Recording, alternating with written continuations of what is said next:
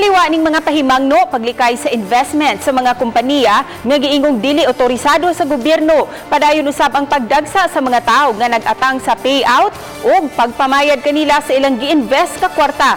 Lakip na ang interes nga madawat niini. Ani ang report. Padayong midagsa sa local office ning usa ka kompanya ang ilang mga investors nga nag-atang sa giingong payout. Gumikan sa kataas sa linya, daghan ang namroblema sa kalangan sa proseso. Ang kompanya nga dili lang usa namo hinganlan, misaad sa ilang mga investors ug moabot 80% ka interest sa ilang kwarta sudra sa 60 ka adlaw. Ang natad sa investment sa usa ka farm ug pagpamuhi og manok.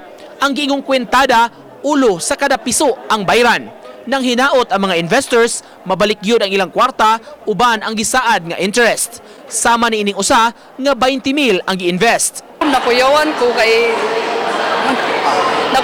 kay tungod ani ba nga late na kayo ang ingon nila nga 60 days then karon hapit na mag 90 days wa gyapon mi na ma-release sa payout. We try because we still need to like earn some money extra. So mo nang 2.5 lang sa compare to bolto ana. Oh, so at least try dong karon.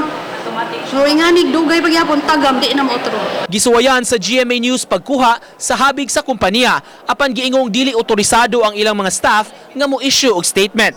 Mihatag ra sila og numero sa ilang Manila office nga maoy gipaningkamutan sa balitang bisdak sa pagkontak aron makuha ang ilang habig.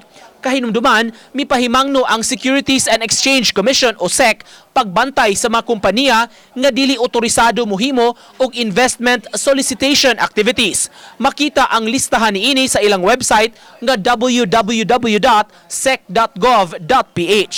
Uban ni Godfrey Relien, Nico Sireno, Balitang Bisdak.